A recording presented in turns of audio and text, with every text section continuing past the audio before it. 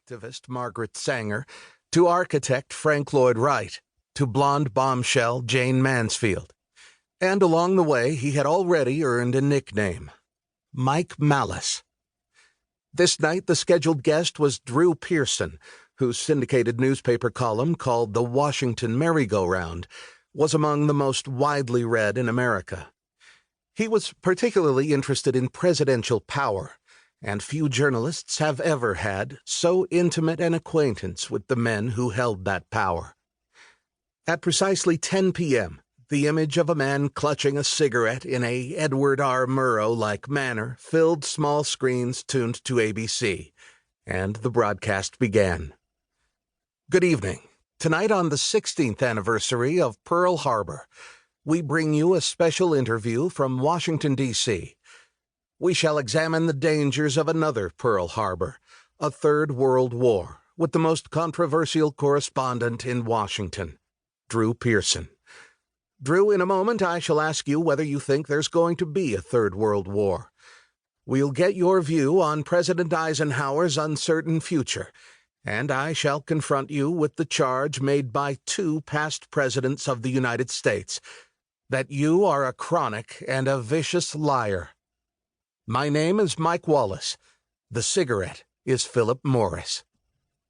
After Wallace told his audience that Philip Morris was the best smoke around, and that no filter is needed because the mildness comes from the tobacco itself, he and Pearson discussed Cold War tensions for a few minutes.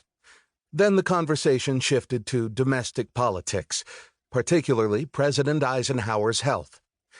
The president, who had once also loved his cigarettes, but quit smoking them in 1949, had been a sick man for a couple of years, beginning with a heart attack while playing golf in Colorado in September 1955. He recovered from that sufficiently to make a successful run for re-election, his personal popularity being more than enough to overcome any negative perceptions about his capacity to do the job.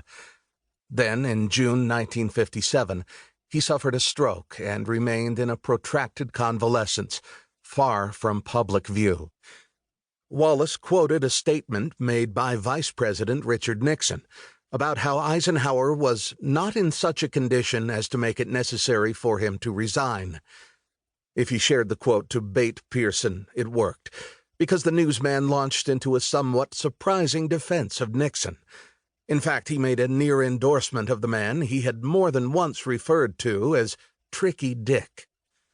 Wallace pressed, asking Pearson if he thought President Eisenhower should resign because of his health. Pearson didn't hesitate, giving his interviewer what would years later be known as a soundbite, or tweetable quote. Well, my prediction is that, and this is a little bit not quite the way you stated it, but I predict that Mr. Nixon will become President of the United States within approximately a year.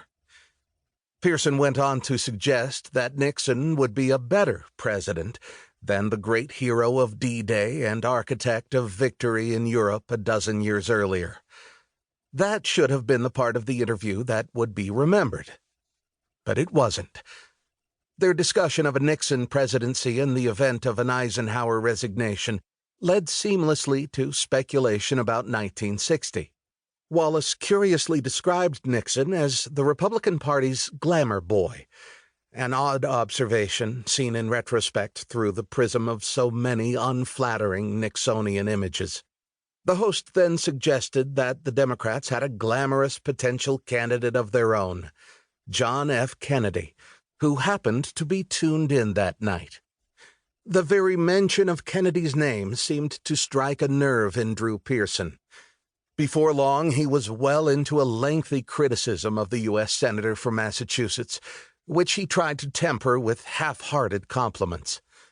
Jack Kennedy is a fine young fellow, a very personable fellow, but he isn't as good as that public relations campaign makes him out to be. Then Pearson dropped his own atomic bomb. He is the only man in history that I know who won a Pulitzer Prize on a book which was ghostwritten for him, which indicates the kind of public relations build-up he's had. Chapter 2.